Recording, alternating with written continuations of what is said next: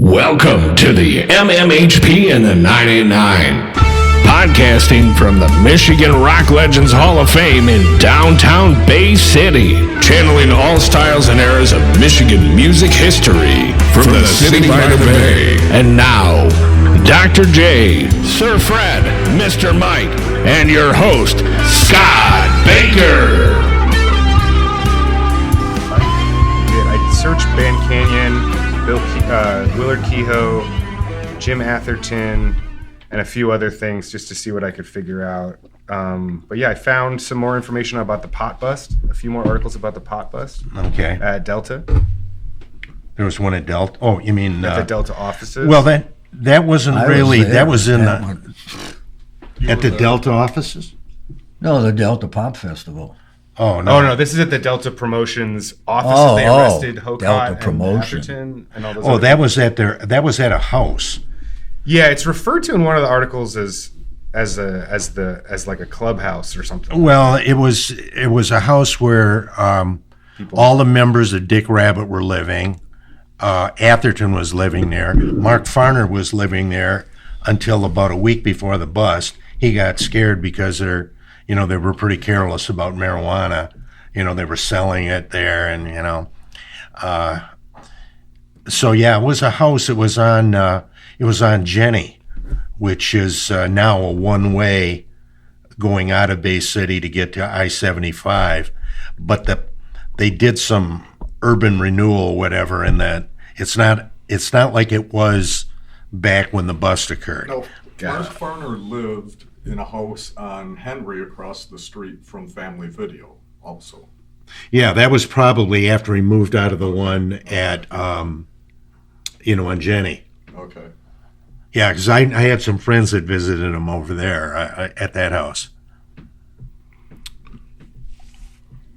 Yeah, I found some more information about the Archies suit. The Archies, okay. Kirshner going after Kehoe, and we also just found the court records for the actual court case. The marijuana case? No, this is for the actual shutdown of Delta Promotions. Oh, really? By Kirshner, by Don Kirshner. Wow. There was actually court proceedings. My writing partner found the court documents. I will share them with you when I have Wow, them. that's awesome. Ooh. Did you go to Delta Promotions and do some hanging out? I see you had the photo on it from that old story. But Yeah, we went out there last time. The tape just left. I got you. Yeah, we could probably get in there if you wanted to take a look at the inside. You think so? who gets in there? Bob Pollock is a board member. So how did you got all that this week or last day or so? Pretty much Yeah. in the court proceedings we knew were out there, but we just got them. So. Maybe we should hold off. Let's save it on up. this. Yeah, some of this I will. Some of that stuff I can talk about. Some of it I can't. I don't want to give anything away that's going to be. In Oh, the yeah, podcast, sure. but- Right on. Yeah. Well, we're just saying, you've been continuing to do some research. Yeah, of course. In Bay City, and we'll leave it at that. Sounds good. We're back here at the Michigan Rock and Roll Legends Hall of Fame in Bay City, Michigan. And tonight, Mr. Daniel Ralston's in the house. How you doing, Dan? Good. Thanks for having me. Thank you for flying in and hanging out in town and doing some digging. We've been through some of Daniel's lists and stories that Gary shared with us, and talked to you on the phone briefly, and know that you like to do some digging on some Michigan rock and roll stuff that we're going to talk about tonight. Thank you for all you've done, man. Oh, thank you. That brings it puts a nice little that little curve into the history here, especially coming out of the 60s, into the 70s when everything was kind of free. Well, Daniel's story, which came out in 2016, was the biggest Michigan rock and roll story in some time. And I firmly believe that the Zombies would not have been inducted into the Rock and Roll Hall of Fame had that story not come out, because that brought a lot of attention to that band who had probably pretty much been kind of forgotten about over the years. True, and they reunited, put out that new record, and tour, and did the tour, did the entire Odyssey and Oracle album. Yeah. Daniel, you saw it where? Did you? I've seen them play many, many times. And the Odyssey and Oracle show I've seen a few times. I saw it in New York, and I saw it in LA too. With one of the nice things about the Zombies is that younger bands love the Zombies. Yeah. So I've gotten to see them play with Arcade Fire and a bunch of other bands who worship them. Wow, who think they're that's like the greatest fantastic, band right? of all time, which is nice. I've gotten to see them at beautiful places like the Greek Theater, and it's pretty great considering before I wrote this story, they were my favorite band, and It's crazy. And now I'll talk about this a little more later, but what that band is doing now, currently, Yeah. at almost 80 years old, Mm-hmm. is a miracle. They play the songs in the original keys. Right. Colin still sounds exactly the Oh, same. yeah. The videos I saw were amazing. And he told me that we can dive into this, but 15 years ago, he basically like had somebody teach him how to sing properly, an opera singing coach. After all those years. Yeah.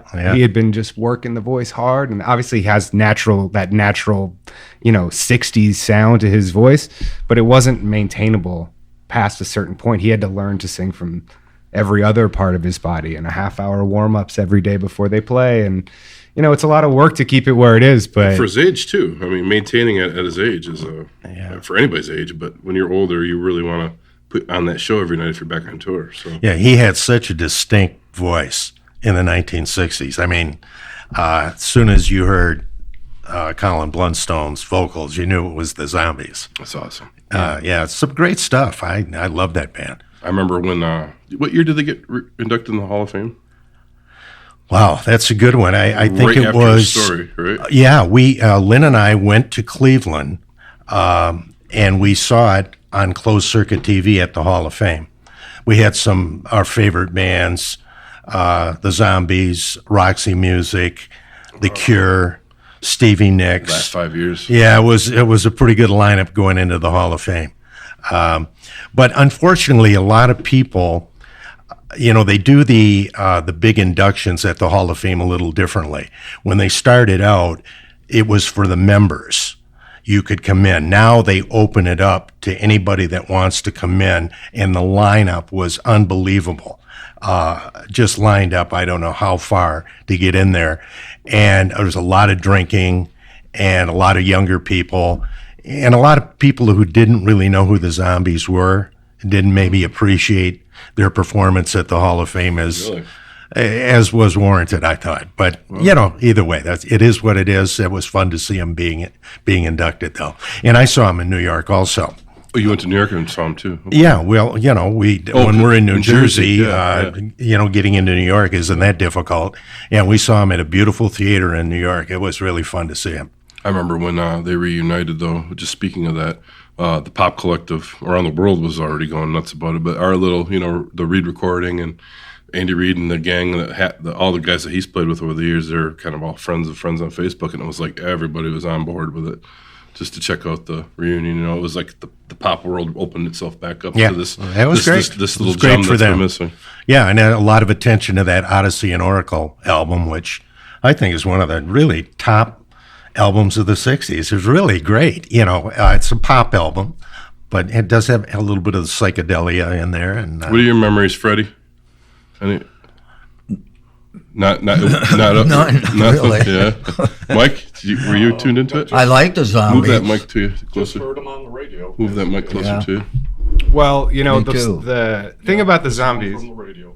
You didn't buy stuff back then? No. Oh, Well, their appearance. It's funny that they sort of describe themselves sometimes as like the luckiest unlucky band or the unluckiest lucky band. It's like they had two huge hits here in the States in the mid 60s. She's Not There, Tell Her No.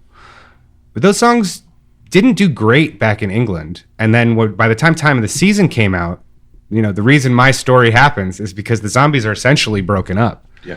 Time of the Season does nothing in England, and they still remain not as popular there as they are here, even though they are English. Wow. Now they're getting some maybe a little bit of a later push from a legacy perspective, but they're not revered there the way that they are here. Incredible. Yeah. And our listeners may be listening and going, what does this have to do with Michigan music history? And I think that's the next deep dive here. You're going to get to hear about Daniel's digging up of what happened out of Bay City yes, an incredible Bay City story. and tying into Texas as well as ZZ Top and beyond, and a couple other bands, the Excels from the UP as well. Right. And Tell us about how did you guys meet, Gary and Daniel, and did you guys meet because of the story, or did you come to him, or how did this go? I came to Gary. Yeah, Gary's an important piece of this puzzle, and this would not have happened without him. I want to be very clear about that, and I appreciate him so much. But I read one sentence in this book about the zombies. There's a cheap paperback biography, and it said in the book, one sentence, and that was, groups went around the country pretending to be the zombies. Went around America pretending to be the zombies. Nothing further. Yeah. Because there were no details. Right. Except for the little bit that, I'm sorry, your friend who had written the original story? Well, for his Steve Seymour, who had a website called Rock and Roll Graffiti, and Steve's focus was on the Upper Peninsula, and so we had got to know each other simply because I didn't know very much about Upper Peninsula bands when I started the Michigan Rock and Roll Legends website, and so I kind of relied on him. So we passed information back and forth, and what led Daniel to me was Steve had got some pictures of the fake zombies. They appeared in the Upper Peninsula, and what he had was a promotional photo that had Delta Promotions Bay City down at the bottom. And so he wrote me, sent me a picture, about these zombies. Well, I saw the picture, being a Zombies fan, I knew those weren't the zombies. But I said I'd look into it, and I just happened to be doing a couple of stories on Band Canyon. And I had, one of them dealt with bands that played there but never made a record. And in that particular case, I happened upon a guy by the name of Richie Schultz. And Richie played with a Delta band called Junior Lewis and the Selections. So I had talked to him about this Band Canyon story, and then I went back to him since he was a guy that was at Delta Promotions, and it was Richie who told me that he thought that Dusty Hill might have played with the Zombies, through Delta Promotions while he was there with Junior Lewis and the Selections. So I gave that information back to Steve Seymour. He wrote an article on it, and I think I'll let you pick it up. That's where you saw it, right? And that photo that he's describing actually is there's a promotional photo that it's in my story on BuzzFeed of the fake zombies. And that's the Excels one. This is the Texas zombies. Oh, okay, so it's one with Dusty and Frank. Yeah, they were the first fake zombies. Now there's another important side of this. So there's the Michigan side, and then after I read that one sentence in the book about the fake zombies, I started doing some deep Googling. And I remember I was on the 34th or 35th page, and I found this blog post from a guy named Mark Ramsey. And it was mostly recollections of his guitar collection and how much he loved playing guitar and this SG and a hummingbird that he had and all this stuff. And sort of the subtext of the story was like, oh, by the way, these are all photos of my old guitars and my old time in my band. And the band happened to be with Dusty Hill and Frank Beard and a guy who was a Texas blues guitar legend named Seb Meter. And he was in the fake zombies, and one of the pictures that he had on his blog post was the Delta Promotions photo that Gary had. And when I put those two together, everything came together. Really? And Mark Ramsey ended up being a really important part of the story. Yeah. He's kind of the hero of the story in a way. He's the one who didn't make it. He's the one you're kind of rooting for as you read it. But two of the guys from the fake zombies go on to be millionaires and legends. Yeah. The other guy dies early, but in Texas blues circles is considered like one of the great guitarists of all time. And Mark was, he became a school teacher. Wow. And it wasn't necessarily a fond remembrance for him, I'd say. And initially he was very excited about the idea. And then when I was getting ready to fly down to Dallas, he said, don't come unless you bring money. Really? And I said, okay, I'm a writer. I don't do that. I'm sorry. So he ended up talking to me on the phone a few times, and emailing with me, and I talked to his former girlfriend who he was still friends with from back in the day. And we were able to get the story together, but Mark's story, in my opinion, was not told totally. And now as we're working to retell the story, I'm going to make sure that Mark's story is told right this time. Oh, right. Okay. Yeah. And he's still around? He is not. Oh. But there are some interesting connections to him. They're going to be a part of this next story. So, yes, you'll hear more about Mark's situation. And then, as you can tell maybe from the article, or for people who haven't read it, the guys in ZZ Top, it took them months to even admit that this ever happened, despite the fact that we had photos of it. And we had photos of them on tour. Yeah. But part of ZZ Top's legacy is that, you know, they rolled up off the Dust Bowl in Texas. Yeah, the ZZ Top legend. Yeah. But the reality is that they spent a year putting on frilly clothes, faking British accents, and pretending to be the Zombies. It's signing their name with someone else's on it, yes, right? Yeah. So I think now we're at a point with them, and even with their management, where we all agree that it's funny and kind of badass that they did it. So, yeah, we're getting a little bit more cooperation now. Do you think you'll get Frank Beard to talk about it? I hope so. Yeah, I hope so, because Dusty Hill, of course, just passed away here not too long ago. So. And reading the story that's on the Rock Hall Legends site of yours, you quote Dusty in it a few times. Yes, he did give us an email response 3 days before the story came out, just confirming, yes, this happened. It was the 60s. It was a crazy time. But the interesting thing for me is that the Texas end of it is cool, but this is a Bay City story.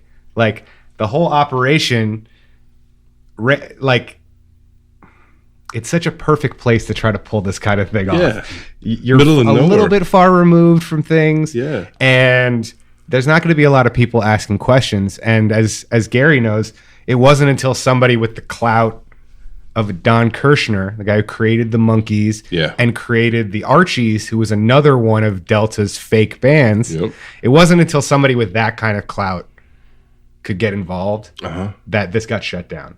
He was really the only one with the power to do it. And it's also an era when, I mean, I'm sure, you know, we obviously, rock music is a business way more now than it ever has been.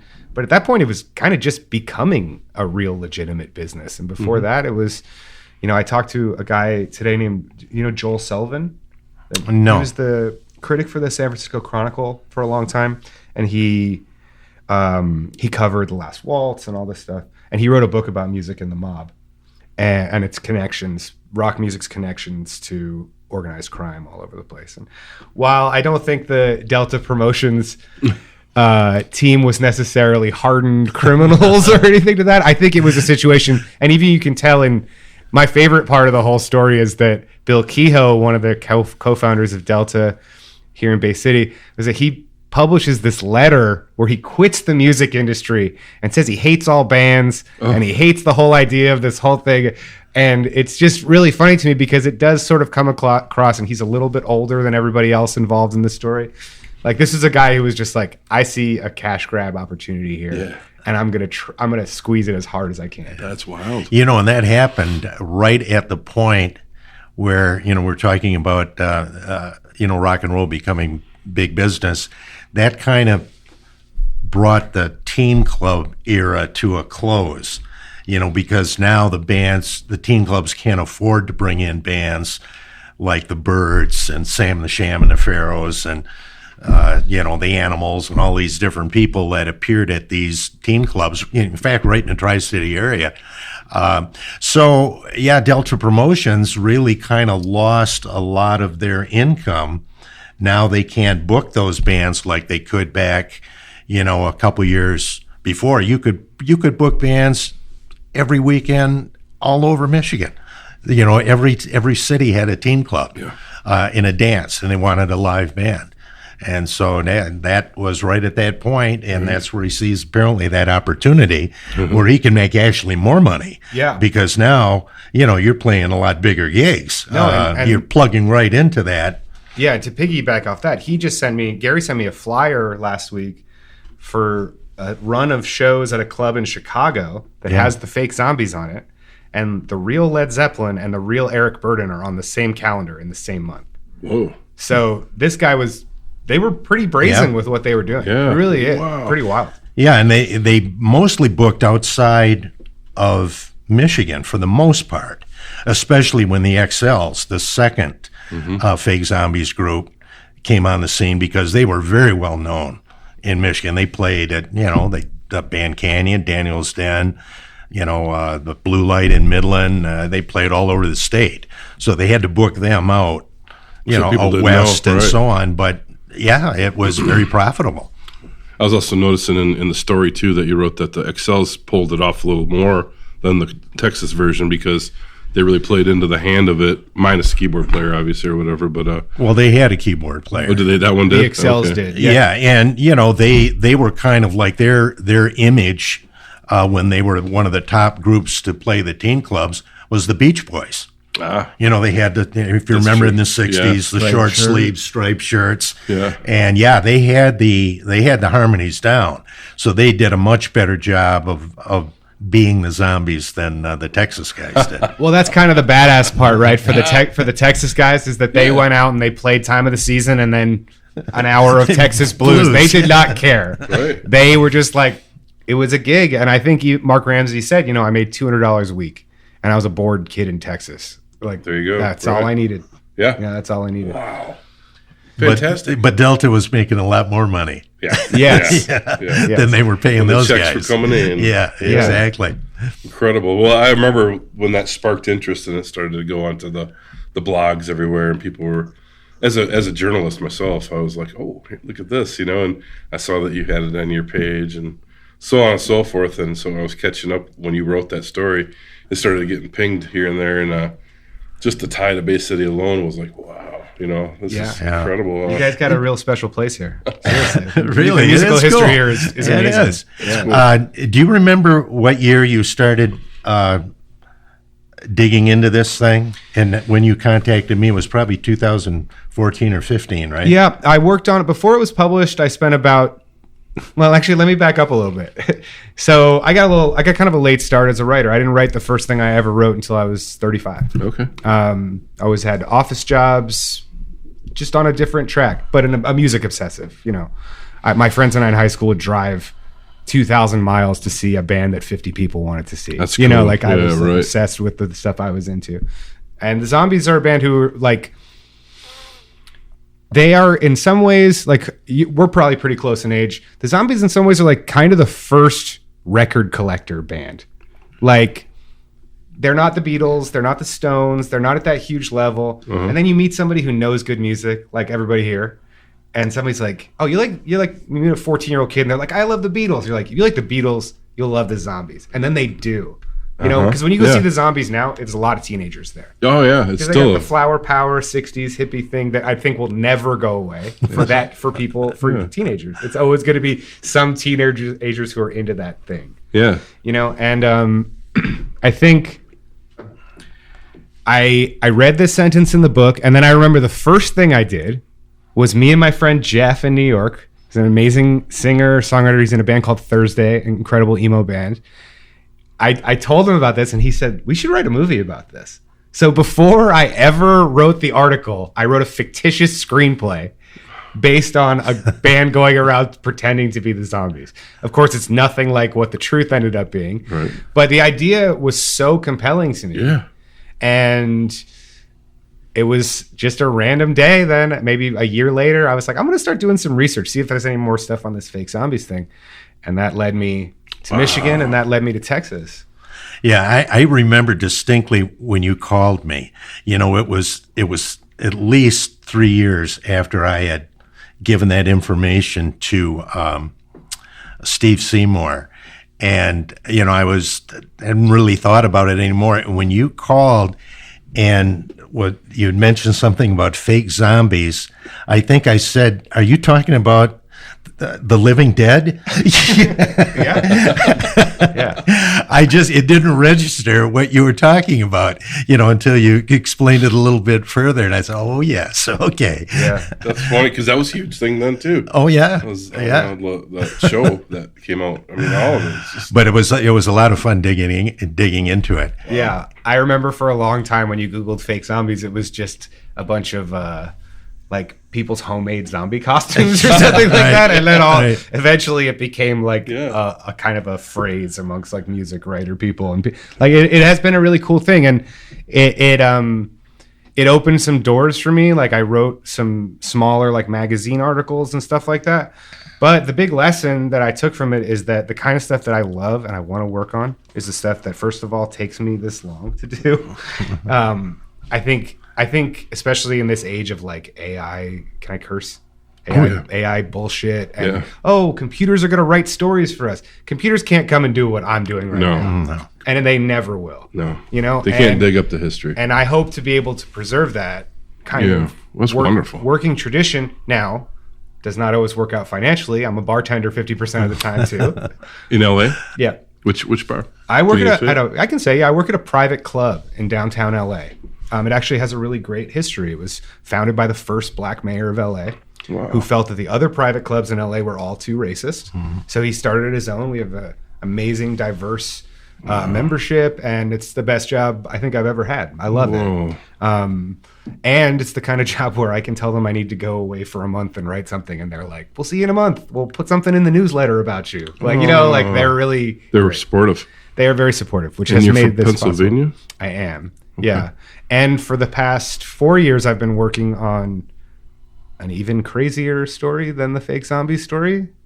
It's a little darker, a little deeper. It will be out soon. I can't say too much about it other than it's about one of the members of the band Iron Butterfly and his disappearance. Oh, yeah. Okay. It's a strange the keyboard player. He was the bassist. Oh, the bassist. And he was also a rocket scientist. And the bassist. Now, originally was he the bassist? No, he was their second bass player. Oh, okay. Yeah. That I know that. Okay. Yeah. Their original bass player, when they played Michigan a lot, I would interview him, and we'd go hang out. I'd take him to clubs around town. Oh, interesting. That was I'm trying to think of his name. He passed away a few years ago. But yeah, I know who you're talking about. He was such a great guy. Anyway, the drummer and him would always come around, and they played twice here in Bay City for particular events at the downtown at the Friendship Shell, and I covered it for the Times. And matter of fact, one of the cool stories about Iron Butterfly, did not to change the subject. No, please go ahead. Is like it was Joe the drummer, and the bass player was I can't think of his name offhand. Anyway, they were all like, I was like, I was coming from a jam band, so I'm like, do you guys ever sit in with bands and jam? He goes, we never play with anybody. The guitar player had been with him for a real long time, and he's like, dude, this guy's never do nothing like that. So they're like, where are we going tonight after dinner? So we had steaks downtown it was Hereford and Hops at the time in Bay City. Mm-hmm. I took him down, and Counting the Change was playing at O'Hare's. Oh, sure. And I'm like, my buddy Swift's playing tonight, and Butch Burton of from Counting the Colony is there. And I walk in with these guys, and I whisper to Swiv, I says, these guys, this is Iron Butterfly. He's like, really? They want to play In-A-Gadda-Da-Vida? So I whisper into Joe's ear, and he goes, I ain't never jammed with no one, man. I says, just go do it, man. Have fun with it. You guys are out on town. And they looked, and they said, all right. The whole band got up and jammed with those guys and did In-A-Gadda-Da-Vida. And they did it. Must have been a half-hour version. Version, the original was one side of an album. Full of every keyboard solo and everything you think of. But, that's great. Yeah, they're kind of a funny band. They're like kind of the definitive one-hit wonder. Like that song, they were the first platinum band ever. I mean, you pretty much can't have a bigger hit than that. That was gigantic. Yes. Yeah. And like Time of the Season by the Zombies, one of those songs that you can put on in a movie, like if a movie needs to set the mood that it's 1969, you play one of those two songs. You play Time of the Season, or you play In-A-Gadda-Da-Vida. Yeah, right, exactly. Yeah. Incredible. I can't wait for that story. Yeah, it's going to be a good one. I'm psyched about it. When do you have the release for that? We're hoping for beginning of next year. I think it'll probably be out. We're in editing now, and it's taken us 4 years to make it. It's been that complicated a story. There's rocket scientists, top secret military clearances, all kinds of stuff that were real roadblocks. Like, I had to learn about rocket science before I could get too deep into this. So, I like to take my time with these things, and I'm actually hoping to get to the point where I can speed this process up a little bit. Are you think you're going to go back to BuzzFeed or? BuzzFeed doesn't exist anymore. The news division Really? doesn't exist. Wow. I wrote that for their news division, and not to get too deep into the weeds about like the business part of it, but BuzzFeed. I own the rights to the story. So when somebody was like, "Oh, we should make a movie out of this," like they didn't have to call BuzzFeed; they just called me. So, So it's a pitchfork type thing nowadays. as far as like sales, like where do you head with that now? my Iron Butterfly thing, I've done entirely independently with a producing partner, small podcast house, and then we've been shopping it around. Oh, so but it's done as a podcast. It's ready to come out. Okay. Now, like we could put it out ourselves. So it's not a story. It's a podcast. It's a podcast. Story. We decided to go straight to audio because it's a real. Somebody referred to it as a Shaggy Dog story, and it is kind of a Shaggy Dog story. It's got a lot of different tales we had to chase, and we're like, this has to be an audio. It's going to end up being like 5 hours long. Sweet. Yeah, and then a couple of like other writing things. I wrote a obituary of Prince. One of the obituaries for Prince in Time magazine when they put out like the commemorative Prince edition. Yeah. And I specifically wrote about his Rock and Roll Hall of Fame guitar solo when he's playing with Tom Petty. Oh yeah, Maybe so excellent. One of the greatest moments in music history. And I basically just did like a second by second breakdown of what makes that performance special. I wrote it on my own personal Medium page, and then like a couple of days later, somebody from Time called me and was like, "Can we put that in a magazine?" I was like, "Yeah, of course you can." Right. Like it was a really strange thing to happen. And then like I said, I write when I can, and then my main focus has been this Iron Butterfly story for the past few years. It's been like writing a book, basically. Mm-hmm. And then a couple months ago, this opportunity to do a Fake Zombies podcast came along. People are like still weirdly 6 years after the story, still kind of talk about it, which is awesome. And it's not something I ever expected in a million years. Especially because it was sort of like the first thing I ever wrote. Well, for the podcast here, that's always been a topic Gary and I have spent time talking about, going back to that. It's like one of those little history digging things. Thank God you guys did all that. And I always said to Gary, man, do we know anybody? And we thought, he goes, well, this guy's dead, and this guy won't get a hold of me, and this guy does this. And Jim Atherton popped up. Well, I don't know if Gary told you before coming in here tonight, but we've had 3 guests that have been booked to be on the show that have all passed away just before they've been on the show. Matter of fact, Dusty Beard died right after all that happened, and we're like, or not Dusty Beard, Dusty Hill. Dusty Hill. And I'm like, this is just weird how, not that we would have had him on the show, but all those little things leading to this Delta Promotions thing is kind of drying up. It's like, oh my goodness, are we ever going to get a good story? Thank God you're in town. And we actually found somebody who was very close with Atherton, who's going to be able to give us the whole story, which I'm incredibly excited about. Without a doubt. And part of coming here was just realizing that there is something, not to sound like some California hippie, but like there's like some energy for me to being here. Like it feels like I couldn't have done this without coming here. Right. And already people have come into my purview, just like randomly meeting people, talking to them on the street, in a restaurant. Yeah. It's like it is something. There's something special about going and doing reporting like this that opens so many doors. And some of those places are still here. I mean, the building for Band Canyon is still around in its original form.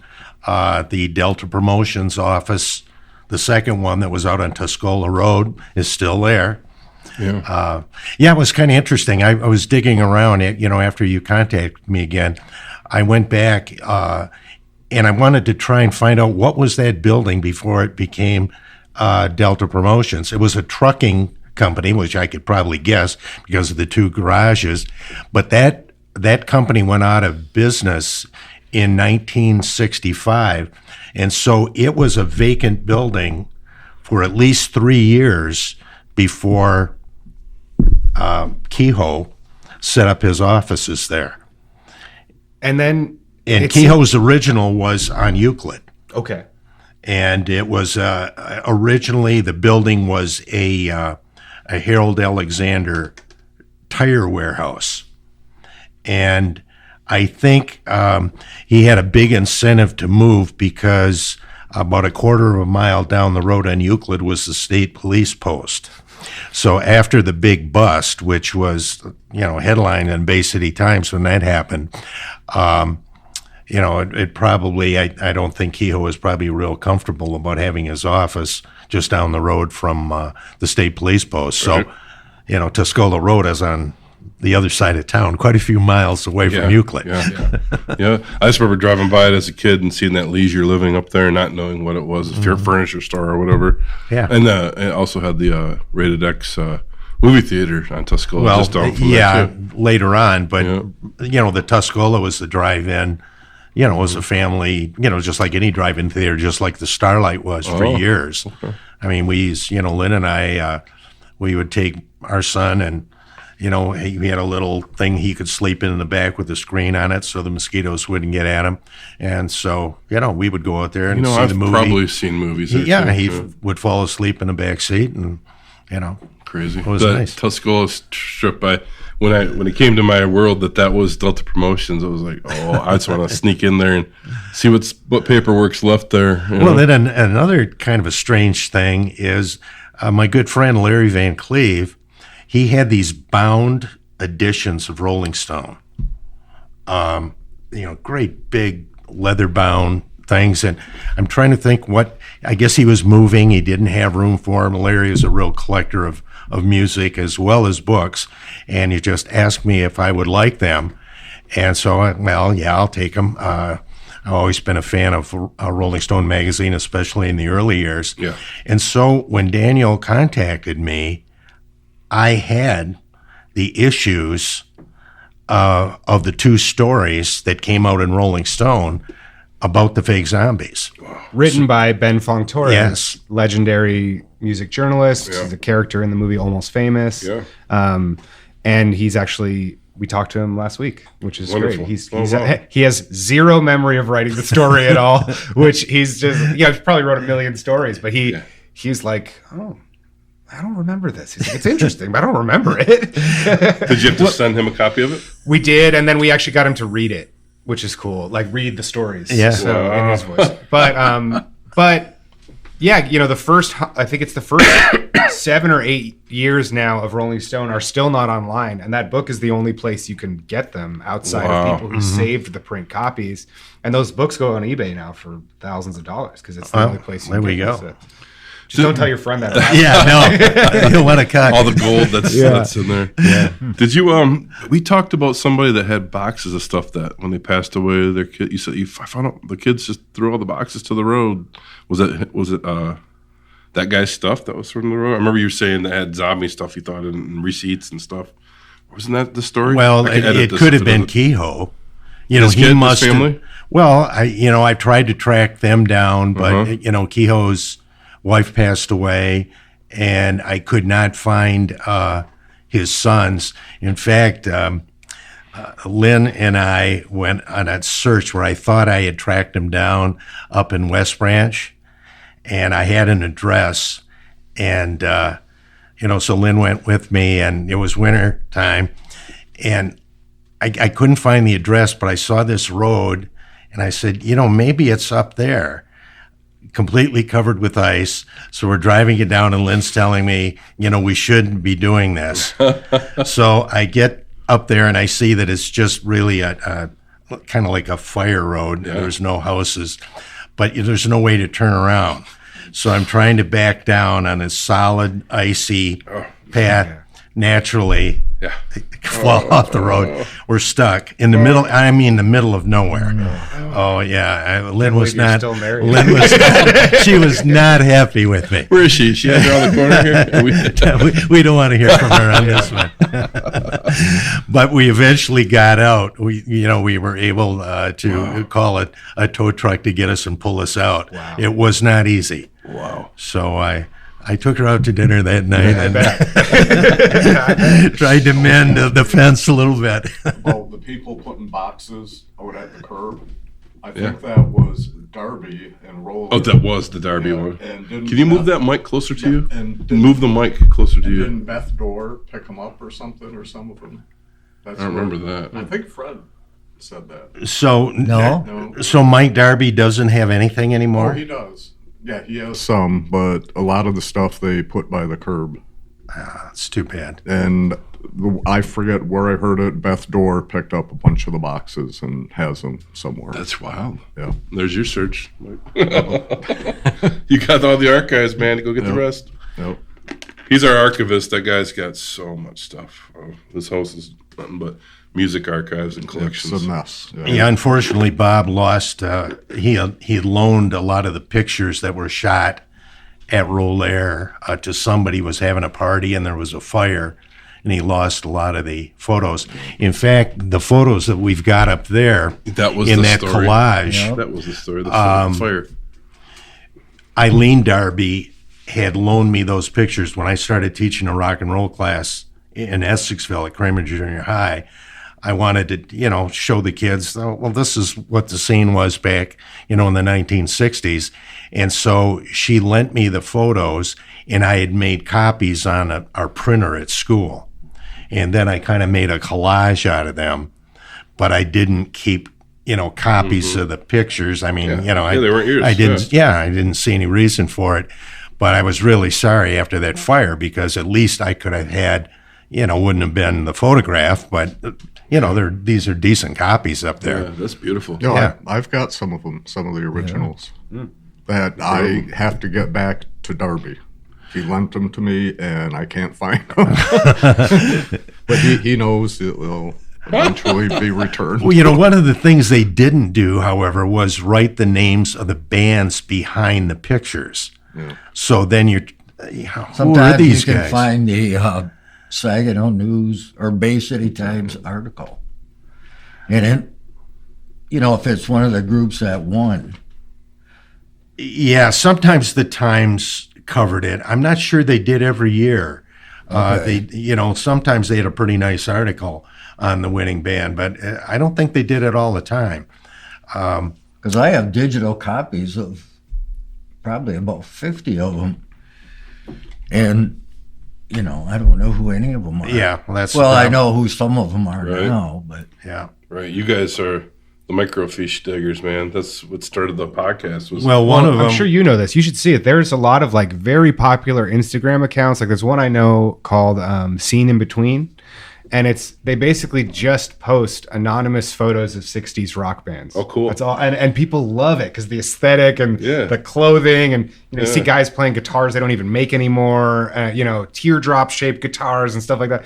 So it's like people just love the idea that existed Oh, in the yeah. time. It's such a fascinating period. That's a cool thing I have to check into. Yeah, and I always go through it because I'm always like, am I going to see a fake zombie here somewhere that they don't even know it's a fake zombie? Yeah. I'm always keeping my eyes open for Yeah. that stuff too. Cool. Yeah. I'm on the New York City, old New York City pictures page, and it's just I find all the old photos fascinating from that era.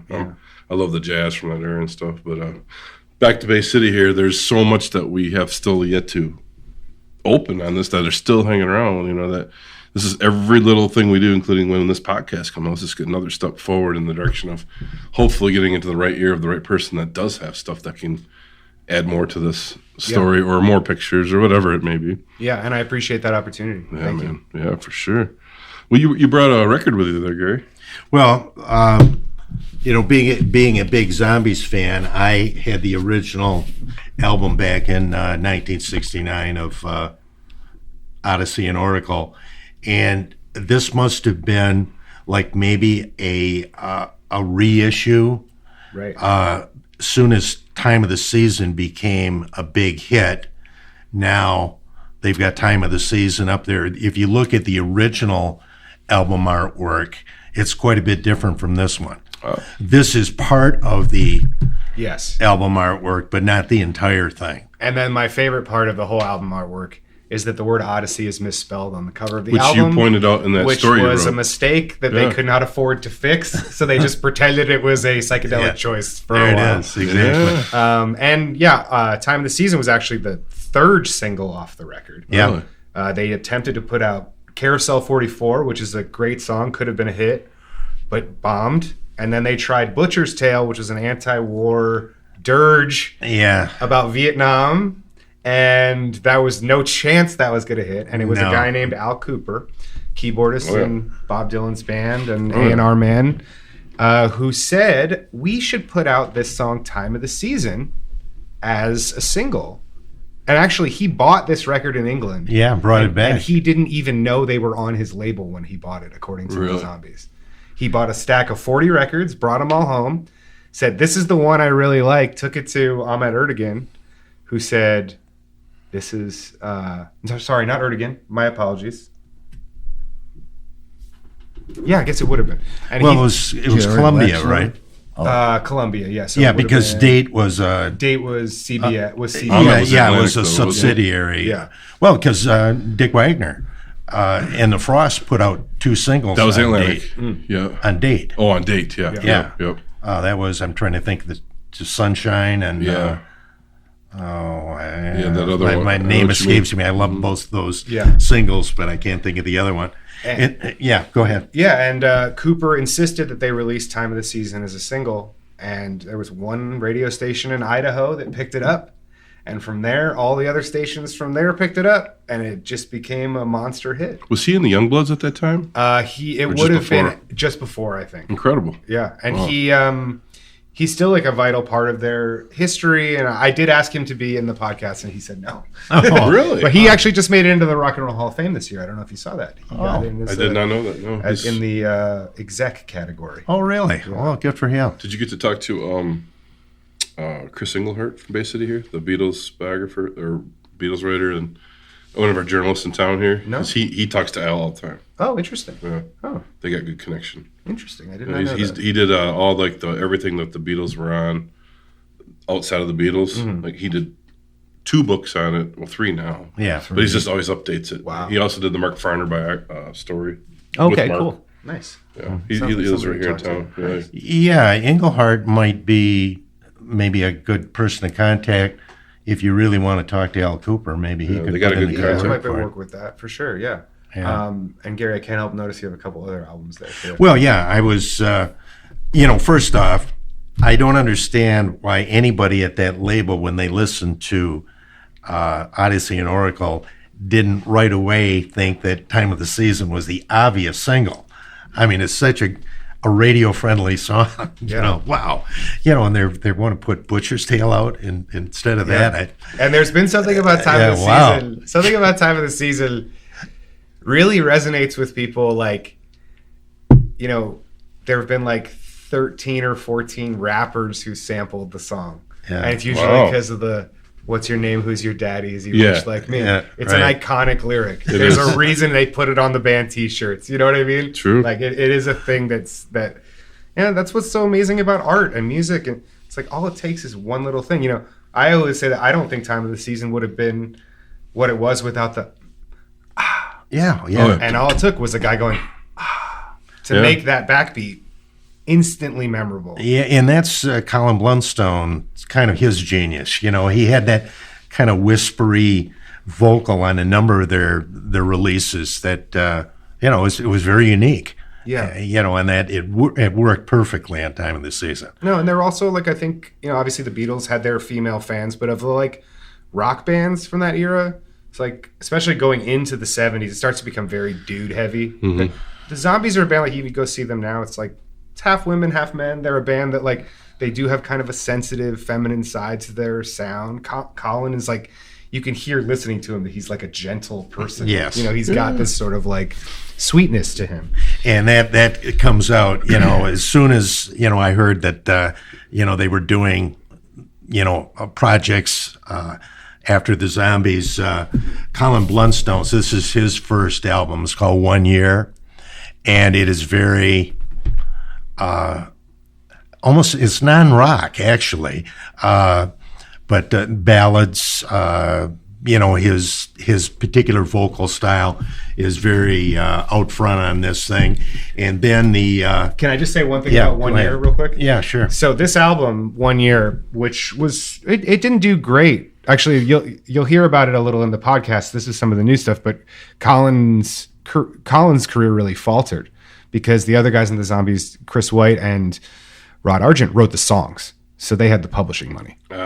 And Colin went to work in an insurance office after Time of the Season, and then he came back. And here's my favorite part of this entire thing: this album got reissued 2 years ago on an incredible little label, right? And when I first talked to Colin about the Fake Zombies, he had no memory of it. When this album got reissued, one of the never before released tracks was a song called sing your own song about people ripping off his band. Really? And he had forgotten that he had written a song about the fake zombies. Oh, wow. Yeah, which I think is so cool. It was a bonus track on the new reissue. It is, yeah. Oh, my gosh. Yeah. And it's like not like it's a demo, but it's like fully orchestrated and everything. But yeah, it was really such a special thing. I remember the first time I heard it, I cried. I was like, oh my God, this is unbelievable. Another tie to it. Yeah. Yeah, and then another cool thing about that record is my friend Joe Wong, who's an incredible, he does the music for the TV show Russian Doll, with Natasha Lyonne. Incredible guy, composer. Right before the pandemic hit, he was going to do 2 shows, one in London and one in LA, with a full orchestra backing Colin up on the 1-year album, and then a bunch of zombies songs. Geez. He had I think it was a 10-piece orchestra.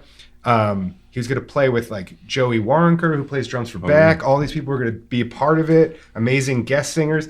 And COVID hit like a month before the shows were going to happen. Yeah. Wow. So I know he wants to do it again at some point. Hopefully he'll get the opportunity to do that. But yeah, that's a very special record, the 1 year. I think very underexplored record. Yeah, and it was very well reviewed in Rolling Stone. But it just, maybe the time wasn't right for that kind of a record to come out. And then Argent put out their first album. There weren't any hits on this, but one song, Liar, was recorded by Three Dog Night, and I think it was a hit for them. Yeah. But that's really a good album also. Yeah, and for anybody who isn't like familiar with the Zombies' music and their style, there's these 2 major forces. One is Colin's voice, and the other is Rod Argent's keyboard playing and arranging. And by the way, still doing the crazy 10-minute long solos in Hold Your Head Up Woman now. Oh, wow. He is... I think one of the times I saw them after the story came out, I went up to their manager and I was like, I want to say hi to the guys. And she goes, oh, just be careful. Rod pulled a muscle doing pull-ups. And I was like, these guys are working hard to keep their craft where it is. I think that's so cool. Yeah. Holy crap. I remember hearing some Argent in the 70s and 80s. Then, of course, Kiss covered God Gave Rock and Roll, which I think was... Yeah, I think it was Hold Your Head Up was the first single that really broke big for Argent. That was right, Hold Your Head Up. Yeah, it wasn't on this particular album. I think it was on the next one. Yeah, and that's a monster song. I mean, that's a great... It's like almost... To me, it's like the definitive prog track. Yeah. One of them. Yeah, it's a great tune. But Chris White kind of stopped writing with him, and I thought that was a real nice combination of those 2 guys writing together. I agree. Argent went more towards like Broadway. He did stuff with Andrew Lloyd Webber. He went more towards like musical theater for a while, film scoring and all that. And, you know, to me, Colin's always been the one that I relate to, that I love the band because of his voice and his singing.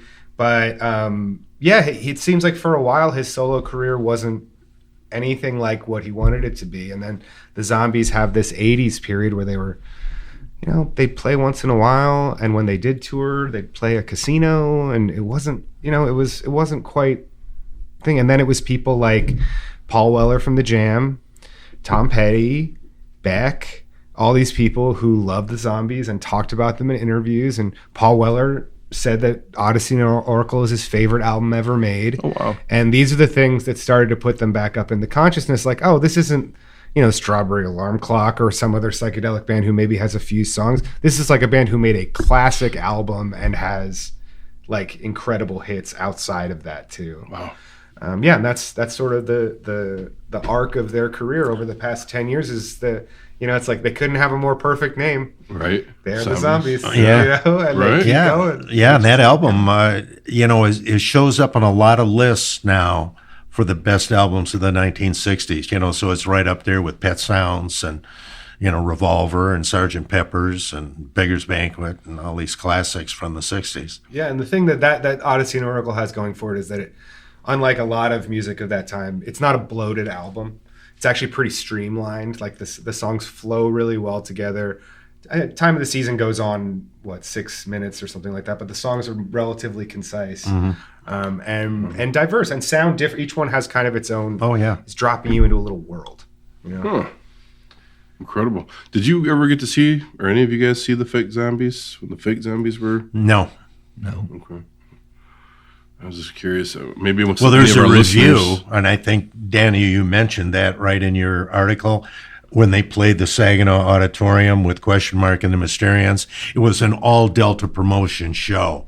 Yes. Dick Rabbit opened, and then the Fake Zombies, and then, of course, the Hometown Heroes, Question Mark and the Mysterians. But the reviewer didn't have much to say about the Zombies. He was spending most of his time, it was for the Saginaw News. Yeah. So most of it was on Question Mark and the Mysterians and the fact that they didn't have a keyboard player. Right. I remember that. Kind of hurts a little. Yeah. Definitely. Incredible time period. Yeah. When you did you get to hear anything after you wrote that story from Dusty Hill at all, or did he just that was it? That was the extent no. of it? I'll tell you, the one interaction I've had is that there are a couple people in Los Angeles. This couple who actually there is a new documentary coming out about the Zombies. It'll be out this fall. It's directed by Robert Schwartzman, who's in the band Rooney. His brother's Jason Schwartzman from Everything. Oh, sure. Wow. They're both, Jason and Robert are both Zombies super fans. Jason plays in a band too that sounds kind of like the Zombies. Like, they love this band. Wow. But there was this couple in Beverly Hills who were starting a documentary about the Zombies, and then I think that eventually became this documentary. They kind of got the ball rolling. But they had a Christmas party. They invited me because they liked the story, and they also invited ZZ Top's manager, Bob Merlis, who's like kind of a legendary music figure. He's been around forever. This is the more recent manager. Yes. Because they had Bill Hamm forever. Yes. Yeah. And Merlis is like, he's worked with everybody. He's like with Petty for a while, like all kinds of people. Yeah. But he saw me and pretended to strangle me and said, "You're the guy who's been causing me all the trouble." But he did say on the way out the door, he said, "You ever want to talk about this again, just reach out." Like, it was good. Look, that's cool. It was, maybe some might define it as a crime, what happened. But it's so old and under the bridge. It's 50 years ago. You could tell when Dusty wrote you, the quotes that you used, that you could tell that he was like, you know what, let's have some fun with it. I'll give him a couple things. Yeah. Couple things ago. And he's always seemed in ZZ Top history things like the fun guy. Like, he's always throwing out the let's do this, let's do that. He seems like he's like always the get the ball rolling kind of guy. So. Yeah. Well, there is a cool link to the ZZ Top thing. I cannot tell you about it until we turn the microphones off. But I'll tell you guys about it. But there is we're getting there with that situation. Yeah. Another for this Zombies for this podcast. Yeah. Okay. I think there will be some way that we touch on that end of it. That's going to be really cool. You didn't mention some of the guests that are going to be on here. Can we bring that up, or is that going to be a surprise? I gotta wait. It's got to be a surprise because there's some pretty heavyweight guests. Somebody once told me that when you're making something, that when you talk about it, it releases like a little bit of the total enthusiasm that you have for it, because you get that little hit of dopamine or whatever. Yeah. So I'm trying to get better about not doing that stuff as much as I can. And and also it's going to be out there for people to be able to hear in like a bigger platform. And I hope everybody is as surprised as I have been by learning what I learned making this story. Oh man! So we're going to share that with our listeners here as soon as we can get a link to that, because our podcasts are generally taped about 6 months out. Oh, nice. That's a basis of a general basis. Sometimes they go within a month or two if it's a special need to get it out. We have a few that have sat a little longer depending on where they need to go in the season, but you're right about the time for release here with this next story. So anybody, you guys want to add anything to this podcast tonight here? Nothing to add. No. All right. No. Well, it's good hearing from you, Fred. You had a lot to say. You going to put some of this in your next book, or did he kill the Zombies portion of your polka book? Yeah. Or there was no washboard in the Zombies, so it probably wasn't flying here. No, we love to mess with Fred. There's always going to be one part of the show. I grew up in Pennsylvania. I grew up in Pennsylvania Dutch country, so I know a lot of polka music too. So. That's awesome. Yeah. Awesome. Daniel Ralston, thank you for coming on the show, man. It's been an absolute pleasure. Thank you, gentlemen. Yeah, it was great. Story, absolutely. Man. Next part of Bay City history here. Thanks, guys. The MMHP is hosted on Apple, Spotify, YouTube, and our own Libsyn podcast site. You can also search MMHP 989 on Facebook for up-to-the-minute information, as well as both Dr. J and Sir Fred's album picks of the week, posted every weekend. Don't forget to look for Mr. Mike's local music live series, posted frequently on MMHP's Facebook hub, as well as Scott's Mid-Mitten 15 from Harvest Canteen, featuring one-on-one interviews with Michigan music artists. You can connect with Scott on the web at scottbakermusic.com, Dr. J at michiganrockandrolllegends.com, Sir Fred at fredrife.com, Mr. Mike at YouTube at Mr. BT1. That's MRBTEE and the number 1.